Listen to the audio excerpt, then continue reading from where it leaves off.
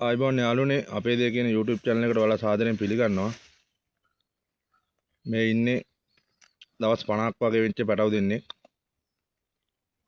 සුදු පැටියන් නම් දවස් 55ක් වගේ වෙනවා.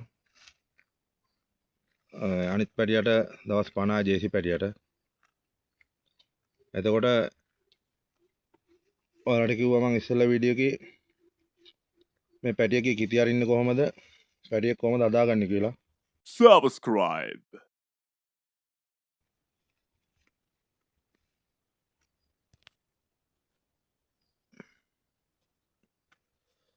ඔයාලා මේ පැටව මං කොටුවට දාලා මොකුත් නැහැ මේ ලණුව දාලා හදලා තියෙන්නේ ලණුවට හුරු කළා. සාමාන්‍ය කොටුවේ හින්න පැටියා වුණත් මේ ගානට වඩා චුට්ටක් ඕන ලොකු වෙයි. මම මේ හදන ක්‍රමයට හදන්නේ මොකද හදිස්සියක් වුණොත් කොහෙන් හරි බැඳලා වල්ටියක් හරි කන්න පුළුවන් විදිහට හදන්නේ. මොකද හරක් 10ක් 12ක් ඉන්නකොට මං ගාලා ඇතුළේ මන් මේ හදන්නේ පොඩ්ඩක් හේවෙන් වලින් බැඳලා වල් කපලා දාන එක තමයි කරන්නේ. ඒක නිසා මම පොඩ්ඩක් ලණුවට පොඩ්ඩක් හුරු කරනවා සත්තු නැත්තම් කූඩුවක් හදලා දාන්නත් පුළුවන්. එහෙම කරන්නේ නැහැ. මොකද මේ පැටියා උදේට කිරි බීලා උදේ 10ට වගේ මං කිරි ගන්නේ. මං ඉස්සලා වීඩියෝ එකේ කිව්වා 10ට කිරි ගන්න කියලා උදේ. තව මේ කට්ටියට කිරි බොන්න තියෙනවා. මෙයාට තව තියෙනවා දවස් සුදුවේ කාට නම් කොහොමත් මාසයක් වගේ මේ දෙන කිරි බොනවා තව. ඒතකොට කිරි නවත්තනවා.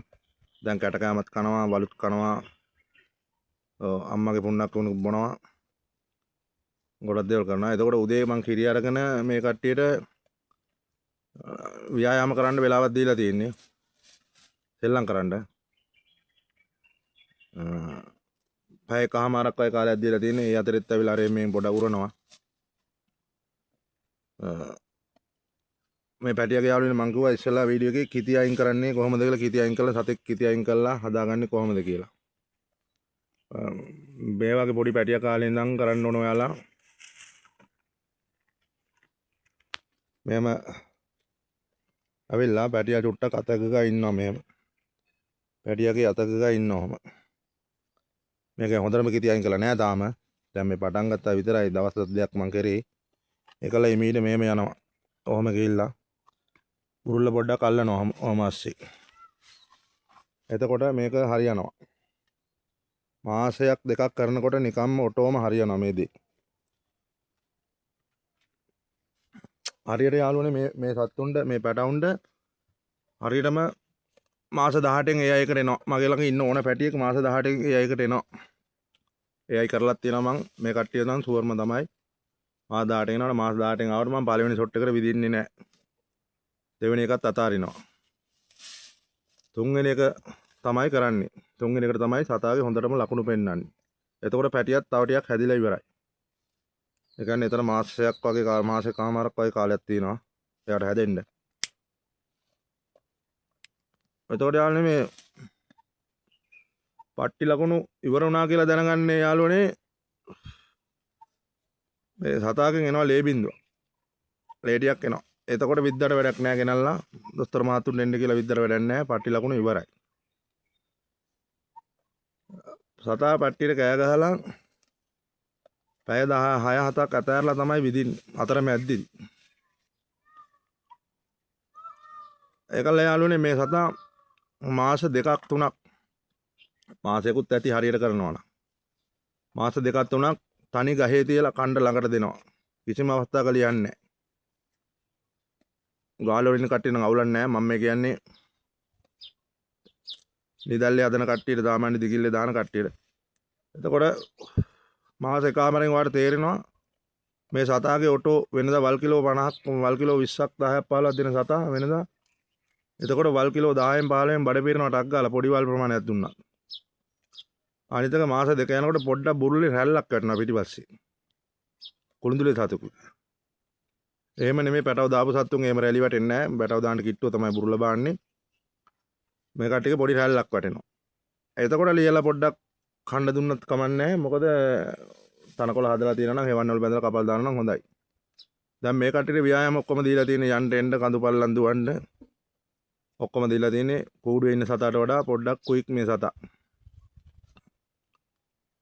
අතර ඔයාලත් යාළුවනේ මේ විදිහට පැටියෙක් හදාගන්න සෑහෙන කාලයක් ඔයාලට මේ පැටියකින් පැටව ගන්නත් පුළුවන්. මේ පැටිය ඔයාලට වැඩි කිරි ප්‍රමාණයකුත් දෙනවා. සාමාන්‍ය මේ පැටියේ කයි බොරු කියන්න ඕනේ 20 25 කියන්නේ නැහැ මම. පළවෙනි පැටියට මේ සත්තුන්ගෙන් කිරි ලීටර 12 13 වගේ ගන්න පුළුවන් පැටියට හොඳට කිරි දීලා. තනපොඩුවක් ඇත ඇරලා තනපොඩු 3කින් අරගත්තොත්.